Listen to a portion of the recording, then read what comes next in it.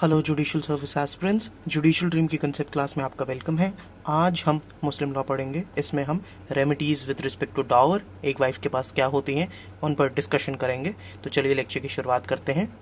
हमने पिछले लेक्चर्स में देखा कि डावर क्या होता है, डावर के टाइप्स क्या होती हैं, डावर कब वाइफ को दिया जाता है, कितना अमाउंट होना चाहिए, शिया सुन्नी सेक्ट में डावर के मैटर पर क्या डिफरेंसेस हैं। अब हम बात करेंगे इन केस वाइफ को डावर नहीं दिया जाता, हस्बैंड रिफ्यूजेज टू पे द डावर, तो वाइफ के पास क्या क्या रेमेडीज हैं। फर्स्टली, वो कोहैबिट करने से मना कर सकती हैं। कोहैबिट का मतलब है अपनी मैट्रिमोनियल ऑब्लिगेशंस को फुलफिल करना, मैरिटल इंटरकोर्स में पार्टिसिपेट करना। इससे वो साफ इनकार कर सकती हैं। लेकिन वो ये कब तक इनकार कर सकती हैं? जब तक उन्हें प्रॉम डावर पे नहीं किया जा रहा। जहाँ डिसाइड हुआ था डावर, स्पेसिफिकली अमाउंट डिसाइड हुई थी तो स्पेसिफिक डावर था, और उसमें भी ये था कि ये प्रॉम डावर होगा just right after the marriage and before consummation इसे पे कर दिया जाएगा। लेकिन ये नहीं किया गया। तो जब तक प्रॉम डावर उन्हें पे नहीं किया जाता तब तक she can refuse to cohabit, matrimonial obligations को फुलफिल करने से तब तक मना कर सकती हैं।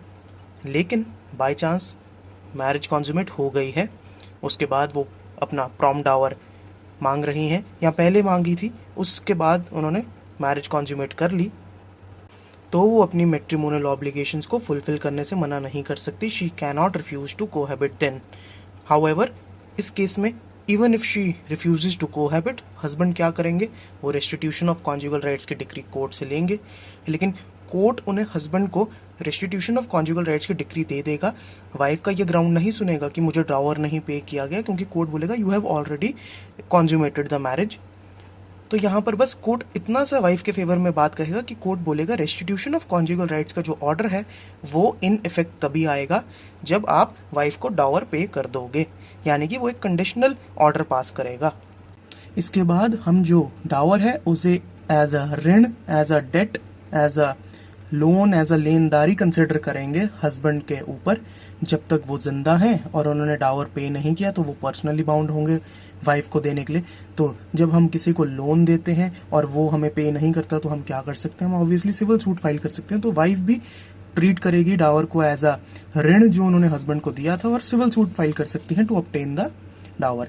लेकिन इन केस हस्बैंड की डेथ हो जाती है, और इन पर्टिकुलर हम इन जनरल हम बात करते हैं, किसी की भी हमारे जो लेंडर है उसकी डेथ हो जाती है, तो जो क्रेडिटर है वो लेंडर की प्रॉपर्टी से, या फिर लेंडर के जो लीगल एयर हैं उनको जो प्रॉपर्टी मिली है लेंडर की, उससे वो रियलाइज करते हैं अपना डेट।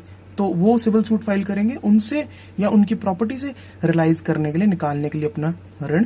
तो वैसे ही विडो जो होगी वो भी हस्बैंड की डेथ के बाद या तो हस्बैंड की जो प्रॉपर्टी है उससे, एस्टेट है उससे, या फिर जो लीगल एयर्स को प्रॉपर्टी मिली है हस्बैंड की उनसे, जितनी एक्सटेंट तक लीगल एयर्स को मिली है प्रपोर्शन में, उनसे उतना ले सकती है, अपना डावर क्लेम कर सकती है उनसे हस्बैंड की डेथ के बाद। And we will treat the wife as a secured creditor.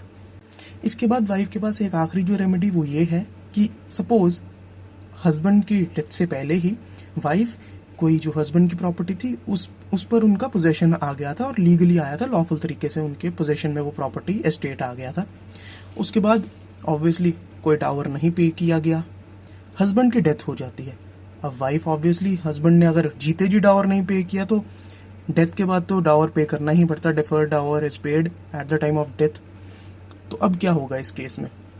अब इस केस में उनके पास एक राइट आ जाती है कि जब तक उनका डावर पे नहीं किया जाता, या तो out of the estate of the husband, जो हस्बैंड की जायदाद है उससे, या फिर जो हस्बैंड की प्रॉपर्टी लीगल एयर्स के पास गई है वो लोग पे नहीं कर देते वाइफ को उनका जो डावर जितना बनता है, तब तक वो पोजेशन में रहेंगी इस प्रॉपर्टी के। She has a right to remain in possession, पर उनका राइट सिर्फ पोजेशन तक की है। She cannot alienate the property, वो उसको डिस्पोज ऑफ नहीं कर सकती, सेल नहीं कर सकती, लीज नहीं कर सकती, कुछ नहीं कर सकती, बस पोजेशन में रह सकती हैं। और उसके अलावा वो किसी और लीगल एयर जिसका जायज़ है पोजेशन में आना, और हम बोल सकते हैं to share the possession with the wife of that particular estate, that particular property, उनको एक्सक्लूड भी नहीं कर सकती उस प्रॉपर्टी का पोजेशन एंजॉय करने से। तो ये थी remedies with respect to dower, unpaid dower, जब हम वाइफ की बात करते हैं उनके लिए। लास्टली हम एक मिसलिनियस टॉपिक डिस्कस कर लेते हैं, डावर फिर हमारा पूरा ही कंप्लीट हो जाएगा। हमने पूरा डिटेल में डावर कंप्लीट कर लिया है, both concept lectures and model answer class के थ्रू। वो है कि जब मैरिज डिसॉल्व होती है, जब डाइवोर्स दिया जाता है, तो डावर कितना देना होता है। अगर तो डाइवोर्स दिया हस्बैंड ने और मैरिज कॉन्ज्यूमेट हो गई थी तो पूरा डावर देना पड़ेगा। अगर डावर नहीं दिया तो पूरा डावर देना पड़ेगा। और अगर डावर थोड़ा सा पहले दे दिया था तो जितना भी रिमेनिंग प्रॉम्प्ट या डिफर्ड डावर बचा है, जितना रिमेनिंग रेसिड्यू, उसको पे करो। लेकिन complete in totality complete Dawar आपने पे किया होना चाहिए वाइफ को, इफ मैरिज इज कॉन्ज्यूमेटेड और डाइवोर्स दिया उसके बाद।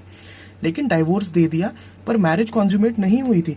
कॉन्ज्यूमेशन का फिर से मतलब बता देते हैं, मैरिटल इंटरकोर्स में पार्टिसिपेट नहीं किया था। तो जितना स्पेसिफाइड डावर था eight the time of marriage, जो डावर स्पेसिफाई किया था अमाउंट जितना, उसका बस 1/2 यानी कि आधा हिस्सा ही डावर का देना है उस केस में, अगर मैरिज कॉन्ज्यूमेट नहीं हुई। उससे ज़्यादा देने की ज़रूरत नहीं है। ये था आपका lecture remedies with respect to dower पर। आपको इस टॉपिक पर MCQs की PDF हमारे व्हाट्सएप ग्रुप, टेलीग्राम चैनल पर मिलेंगे। आप डिस्क्रिप्शन में जाके उन्हें ज्वाइन कर लीजिए। वीकली जो मॉडल आंसर आपको मिलेगा PDF, वो वीकली मैगजीन में मिलेगा। वो भी आपको व्हाट्सएप ग्रुप, टेलीग्राम चैनल पर प्रोवाइड की जाती है, तो ज्वाइन कर लीजिए दोनों को। और अगर आप मध्य प्रदेश जुडिशियल सर्विस का एग्ज़ाम देने जा रहे हैं तो हमारी मॉक टेस्ट सीरीज़ का डेमो जो फ्रीली अवेलेबल है नीचे दिए हुए लिंक में, उसे देखिए, एनालाइज कीजिए। आप मॉक खरीद भी सकते हैं, इंडिविजुअल मॉक, और फिर हमारी सीरीज़ ज्वाइन कर लीजिए।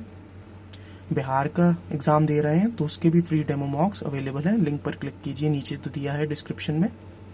और आप डेमो मॉक्स को एनालाइज भी कर सकते हैं इंडिविजुअल को परचेज करके, वो भी अवेलेबल है, सेम लिंक है हर चीज़ का।